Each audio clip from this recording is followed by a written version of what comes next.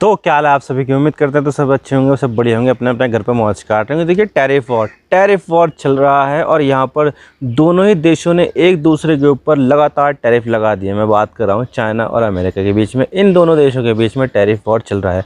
हालांकि देखा जाए तो यहाँ पर टैरिफ जो है वो पूरी दुनिया के ऊपर अमेरिका ने लगाए थे, लेकिन जो कंट्री स्पेसिफिक टैरिफ है उसको अभी 90 दिन के लिए रोक रखा है। जबकि यहाँ पर जो बेस टैरिफ है 10% का, वो सभी देशों के ऊपर लगे। यानी कि यहाँ पर अगर आपको कुछ भी यहाँ पर अमेरिका को एक्सपोर्ट करना है तो आपको यहाँ पर 10% का जो बेस टैरिफ है वो देना होगा, और बाकी का जो एक्स्ट्रा कंट्री स्पेसिफिक टैरिफ है, जैसे कि इंडिया के ऊपर 26% के टैरिफ लगे थे, तो 10% का तो अभी यहाँ पर जो है ना लगा हुआ है। तो एक्स्ट्रा जो 15% का जो टैरिफ है, 16% का जो टैरिफ है, वो यहाँ पर 90 दिन के लिए रुका हुआ है। तो यहाँ पर पूरी दुनिया में ऐसा है, लेकिन यहाँ पर जिसका टैरिफ नहीं रुका है वो है यहाँ पर चाइना के ऊपर लगातार यहाँ पर टैरिफ बढ़ते जा रहे थे, और यहाँ पर उनके जो मतलब दोनों देशों के बीच में ट्रेड वॉर शुरू हो गया। शुरुआत में यहाँ पर जो है अमेरिका ने की कि टैरिफ लगा दिया चाइना के ऊपर, लेकिन जवाब दिया चाइना ने भी, और चाइना ने भी जवाब में उतना ही टैरिफ लगा दिया जितना यहाँ पर अमेरिका ने लगाया था। तो इस तरह से करते करते दोनों देशों ने एक दूसरे के ऊपर लगातार टैरिफ लगा दिए, और अभी यहाँ पर चाइना के ऊपर 245% तक के टैरिफ लगे हुए, और इतना ही यहाँ पर चाइना ने भी अमेरिका के सामानों के ऊपर लगा रखे हैं।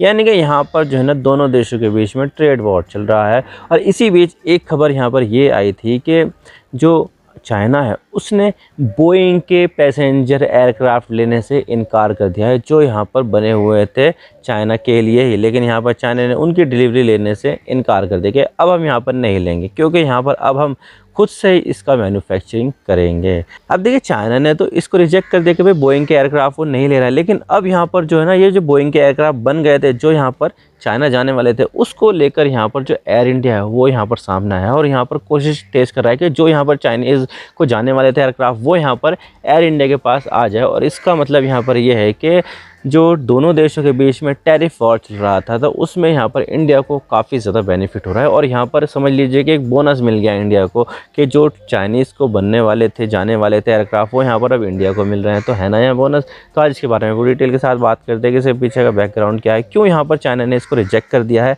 क्या मजबूरी थी उसकी, क्योंकि टैरिफ वॉर चल रहा है तो भाई एविएशन इंडस्ट्री के लिए तो एयरक्राफ्ट चाहिए, लेकिन यहाँ पर एयरक्राफ्ट उसने लेने से इनकार कर दिया। तो ये तो सोचने वाली बात है ना। तो इसके बारे में बात करते हैं, लेकिन उससे पहले आप चैनल पर नए हो ना, सब्सक्राइब जरूर कर देना, वीडियो को चाहे लाइक करो डिसलाइक करो, लेकिन चैनल को सब्सक्राइब जरूर कर देना। और आप टैरिफ वॉर के बारे में क्या सोचते हैं कमेंट सेक्शन में जरूर बताइएगा, और क्या यहाँ पर इंडिया को अपने लिए जो अपॉर्चुनिटी मिल रही है उसको सीज करना चाहिए, कमेंट सेक्शन में जरूर बताइएगा। तो चलो शुरू कर दो। तो सबसे पहले हम यहाँ पर देखते हैं कि बैकग्राउंड क्या है, क्यों यहाँ पर चाइना ने इनको रिजेक्ट कर दिया। तो सबसे बड़ा जो मेन रीज़न है जिसकी वजह से चाइना ने बोइंग के जो जेट है उसको रिजेक्ट किया है, वो है यहाँ पर ट्रेड वॉर जो चल रहा है अमेरिका और चाइना के बीच में। क्योंकि देखा जाए तो दोनों ही देश जो है ना दुनिया की बड़ी अर्थव्यवस्था है, दुनिया की सबसे नंबर 1 की जो अर्थव्यवस्था है वो है अमेरिका, और सेकंड नंबर पर जो इकोनॉमी आती है वो है चाइना। चाइना यहाँ पर बहुत तेज़ी के साथ बढ़ रहा है। कुछ दशकों पहले तो चाइना और इंडिया लगभग सेम ही थे, लेकिन यहाँ पर चाइना ने बहुत तेज़ी के साथ जो है ना विकास किया, इंडिया को पीछे छोड़ दिया, कई सारे देशों को पीछे छोड़ दिया, जर्मनी को पीछे छोड़ दिया, जापान को पीछे छोड़ दिया, यूके को, फ्रांस को, इटली को, कनाडा को, सबको पीछे छोड़ते हुए यहाँ पर अमेरिका के बाद दूसरी सबसे बड़ी अर्थव्यवस्था बन गया है, जो अपने आप में काफ़ी ज़्यादा इम्प्रेसिव है, और उसको यहाँ पर ग्रोथ दी है उसकी मैन्युफैक्चरिंग इंडस्ट्री में। अब देखिए यहाँ पर इतनी बड़ी इकोनॉमी है, तो उसके बाद जो पॉपुलेशन होती है उनका यहाँ पर जो स्टैंडर्ड ऑफ लिविंग है वो भी यहाँ पर काफ़ी ज़्यादा ऊपर चले जाता है। यानी कि यहाँ पर जो पहले बस से ट्रैवल करने वाले होते थे वो ट्रेन से, हाई स्पीड नेटवर्क भी बहुत ज़्यादा बन गया ट्रेन का, लेकिन जो ट्रेन से ट्रैवल करने वाले थे तो वो उनको यहाँ पर जो है ना एयरक्राफ्ट में जाने का मौका मिला, क्योंकि वो अब अफोर्ड कर सकते थे एयरक्राफ्ट का टिकट, फ़्लाइट का टिकट। तो यहाँ पर जो चाइना की जो एविएशन इंडस्ट्री है अमेरिका के बाद दूसरी सबसे बड़ी एविएशन इंडस्ट्री है, बहुत ज़्यादा बड़ी है और अपने आप में काफ़ी ज़्यादा बड़ी है। तो उसके लिए यहाँ पर जो है ना एयरक्राफ्ट बहुत ज़्यादा चाहिए। तो यहाँ पर उसको सप्लाई करने के लिए दुनिया में 2 ही सबसे बड़ी कंपनियाँ हैं, एक तो यहाँ पर अमेरिका की बोइंग है और दूसरी यहाँ पर यूरोप की एयरबस। तो अब देखिए जो ट्रेड वॉर चल रहा है वो यूरोप के साथ तो नहीं चल रहा है, क्योंकि दोनों यहाँ पर जो है ना देश वो आपस में मिलकर यहाँ पर व्यापार कर रहे हैं, तो ऐसा तो यहाँ पर कोई दिक्कत नहीं है। लेकिन यहाँ पर जो दिक्कत है वो अमेरिका और चाइना के बीच में है ट्रेड वॉर की वजह से। तो यहाँ पर चाइना की सरकार ने सीधा सीधा मना कर दिया है अपनी एयरलाइंस को, भाई जो भी यहाँ पर जो है ना अमेरिका से एयरक्राफ्ट का ऑर्डर दे रखे हैं सब कैंसिल मारो और डिलीवरी लेने से इनकार कर दो। तो अब यहाँ पर जो है ना लगभग 10 के आसपास जो जेट थे वो डिलीवरी के लिए रेडी थे चाइना को, लेकिन यहाँ पर क्या हुआ, ये आदेश आने के बाद जो एयरक्राफ्ट है वो यहाँ पर डिलीवर करने से रुक गए। लेकिन यहाँ पर वो जो एयरक्राफ्ट है वो तो बोइंग की फैक्ट्री में खड़े हुए हैं ना, और स्पेस ऑक्यूपाई कर रहे हैं। जहाँ पर वो और ज़्यादा प्रोडक्शन कर सकते थे वो यहाँ पर नहीं कर पा रहे, क्योंकि उसके पास इतना ज़्यादा स्पेस बचा नहीं है। तो कहीं ना कहीं यहाँ पर ये जो है ना, ये जो एयरक्राफ्ट है वो तो खपाने ही है। तो ऐसे में यहाँ पर सामने आ जाता है इंडिया की जो एयर इंडिया है ना, वो यहाँ पर सामने आ जाता है और बोलता है कि भाई ठीक है, हम जो चाइना को जो एयरक्राफ्ट डिलीवर होने वाले थे वो अब हम लेंगे। लेकिन अब सवाल यहाँ पर ये आता है कि भाई जब चाइना की इतनी बड़ी इंडस्ट्री है एविएशन की, तो उसने यहाँ पर रिजेक्ट क्यों किया? क्योंकि ज़रूरत तो उसको बहुत ज़्यादा है। तो अगर यहाँ पर वो एयरक्राफ्ट नहीं खरीदेंगे तो बढ़ती जो ज़रूरत है एयरक्राफ्ट की वो कैसे पूरी की जाएगी?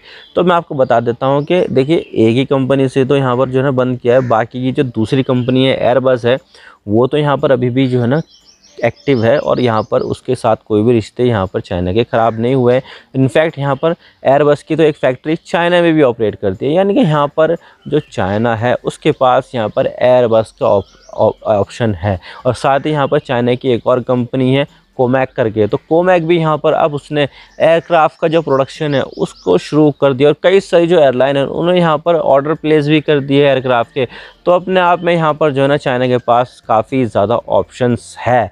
तो ऑप्शन होने के बावजूद यहाँ पर जो है ना उसने इसको कैंसिल कर दिया कि भाई अब तो हमारे पास ऑप्शन है, तुमसे नहीं लेंगे, तुम यहाँ पर हमारा नुकसान कर रहे हो तो हम यहाँ पर भी तुम्हारा नुकसान करेंगे, तुमसे यहाँ पर एयरक्राफ्ट हम नहीं लेंगे, हमारे पास और ऑप्शन है, हम यहाँ पर एयरबस से बनवा सकते हैं, खुद बना सकते हैं, और उसकी जो प्रोडक्शन कैपेसिटी है वो यहाँ पर बढ़ा सकते हैं। तो तुम जाओ बाहर में, हमें नहीं चाहिए तुम्हारे एयरक्राफ्ट। तो इस तरह से जो 10 एयरक्राफ्ट जो डिलीवर होने वाले थे चाइना को, वो यहाँ पर चाइना ने रिजेक्ट कर दिया है। लेकिन अब बात करते हैं कि एयर इंडिया को इन बोइंग एयरक्राफ्ट की ज़रूरत क्यों है। तो देखिए, आपको तो पता है कि दुनिया में फर्स्ट नंबर पर एविएशन इंडस्ट्री सबसे बड़ी है अमेरिका की, दूसरी है यहाँ पर चाइना की, लेकिन जो तीसरी सबसे बड़ी है वो है यहाँ पर इंडिया की। तो इंडिया की जो एविएशन इंडस्ट्री वो बहुत तेज़ी के साथ बढ़ रही है, क्योंकि स्टैंडर्ड ऑफ लिविंग लोगों का बढ़ रहा है, वो यहाँ पर फ़्लाइट्स की जो कीमत है वो अफोर्ड कर सकते हैं। तो भाई यहाँ पर जो है ना एयरक्राफ्ट की बहुत ज़्यादा ज़रूरत है, और कई सारी जो एयरलाइन है वो यहाँ पर काम करती है। लगभग 20 से भी ज़्यादा एयरलाइंस इंडिया में काम करती है, जो यहाँ पर नेशनल लेवल पर, रीजनल लेवल पर और इंटरनेशनल लेवल पर जो फ़्लाइट्स है वो यहाँ पर ऑपरेट करती है। तो 20 से भी ज़्यादा एयरलाइन है, सॉरी, जिसमें से इंडिगो, एयर इंडिया एक्सप्रेस है, और इसके अलावा आकाशा है, कई सारी दूसरी एयरक्राफ्ट भी यहाँ एयरलाइन भी यहाँ पर काम करती है। लेकिन यहाँ पर जो है ना इंडिया के पास किसी भी तरह की कोई भी मैन्युफैक्चरिंग फैसिलिटी नहीं है जहाँ पर हम इस तरह के जो पैसेंजर एयरक्राफ्ट है उसको मैन्युफैक्चर कर सकते हैं। आप बताइए मुझे कौन सी होगी? कोई भी नहीं है। इंडिया में एयरक्राफ्ट बनते ही नहीं है, इंडिया को यहाँ पर ये इंपोर्ट कराने पड़ते हैं, और दो कंपनियाँ हैं, एयरबस और बोइंग, इनसे ही ख़ास तौर से यहाँ पर इंपोर्ट कराए जाते हैं।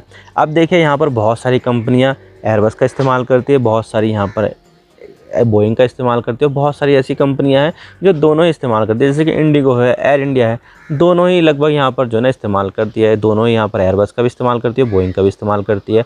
और अब यहाँ पर देखिए, जो एयर इंडिया है पहले सरकारी होती थी, लेकिन फिर बाद में यहाँ पर टाटा ग्रुप के पास आ गई है। तो अब इसका जो मालिकाना आ गया है वो टाटा ग्रुप के पास है, टाटा ही इसकी यहाँ पर ओनर है। तो जब यहाँ पर जो है ना टाटा के पास गई थी ना, तो कंपनी बहुत ज़्यादा खस्ता हालत थी, प्लेन भी यहाँ पर उसके पास बहुत ज़्यादा कम थे, तो उसको यहाँ पर एक्सपेंड करना है अपना ऑपरेशन के, यहाँ पर भी जाना है, वहाँ पर भी जाना है, तो उसको यहाँ पर बहुत ज़्यादा एयरक्राफ्ट चाहिए ही चाहिए।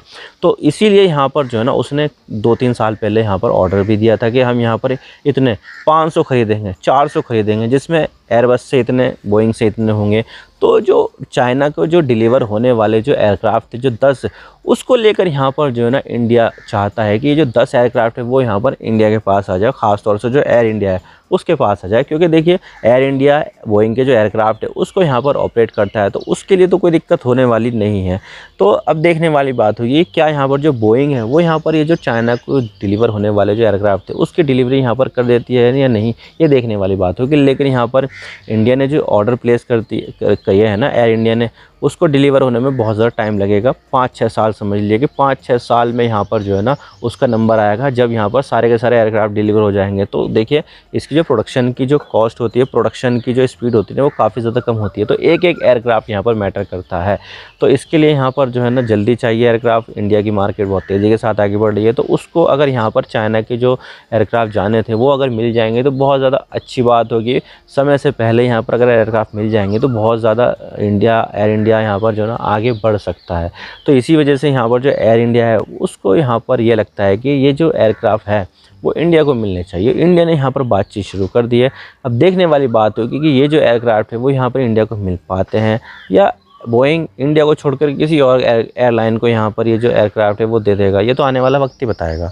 और बोइंग के इन 10 एयरक्राफ्ट को लेने के लिए मलेशिया की एक कंपनी है BHD, उसने भी बोइंग को अप्रोच किया कि नहीं यार तुम हमें दे दो। यानी कि यहाँ पर जो है ना 2 देश जो है ना बोइंग के पीछे पड़ गए हैं। इंडिया चाहता है कि हमें मिले और साथ ही यहाँ पर मलेशिया भी चाहता है कि हमें मिले। तो दोनों देशों के बीच में यहाँ पर बातचीत चल रही है कि किसको मिलेगा। अब बोइंग की यहाँ पर जो है ना इच्छा शक्ति उसकी मर्ज़ी के ऊपर डिपेंड करता है कि क्या वो यहाँ पर इंडिया को देगा या फिर क्या यहाँ पर ये जो 10 एयरक्राफ्ट है वो मलेशिया को देगा। ये तो भाई उनके ऊपर डिपेंड करता है, वरना बाकी सब तो वक्त ही बताएगा। लेकिन यहाँ पर जो इंडिया की जो एविएशन सेक्टर बहुत ज़्यादा जो है ना आगे बढ़ रही है और इंडिया को यहाँ पर इन प्लेन्स की, जेट्स की काफ़ी ज़्यादा आवश्यकता है। लेकिन इंडिया की यहाँ पर प्रोबेबिलिटी यहाँ पर बढ़ जाती है, क्योंकि देखा जाए तो जो ट्रेड वॉर चल रहा है ना अमेरिका और चाइना के बीच में, वो ऐसा नहीं है कि पहली बार चल रहा है, बल्कि यहाँ पर 2019 में भी इसकी शुरुआत हुई थी, जब डोनाल्ड ट्रंप भी प्रेसिडेंट थे और तब भी यहाँ पर शी जिनपिंग थे। तो तब भी यहाँ पर जो है ना ट्रेड वॉर चली थी। लेकिन यहाँ पर 10, 15, 20% से ज़्यादा तक यहाँ पर जो है ना कोई टैरिफ गया नहीं था। लेकिन इस बार जो हुई है ना वो काफ़ी ज़्यादा इंटेंस हुई है। पहला जो ट्रेड वॉर हुआ था उसमें यहाँ पर एयर इंडिया को लगभग 47 एयरक्राफ्ट मिल गए थे जो चाइना को जाने वाले थे या दूसरे देशों को जाने वाले थे। तो तब भी यहाँ पर इंडिया ने इसका फ़ायदा उठाया था। और अब यहाँ पर जो तगड़ी वाली जो वो चल रही है ट्रेड वॉर, तो उसमें भी यहाँ पर इंडिया को एक फ़ायदा होने वाला है। अब देखने वाली बात होगी कि क्या यहाँ पर जो बोइंग है वो मलेशिया को देता है या इंडिया को देने देता है। लेकिन प्रॉबेबली चांसेस जो है ना वो इंडिया को ही मिलेंगे, क्योंकि इंडिया को इससे पहले भी ट्रेड वॉर में फ़ायदा हो चुका है। मैं तो बस इतने कहना चाहता हूँ। वीडियो थोड़ा सा ही पसंद आया लाइक ज़रूर कर देना और चैनल पर नए हो तो चैनल को सब्सक्राइब जरूर कर देना। आपके एक सब्सक्रिप्शन से हम आगे कंटेंट बनाने की मोटिवेशन मिलती है। Thank you for watching. I really appreciate your precious time. God bless you all. Now signing off.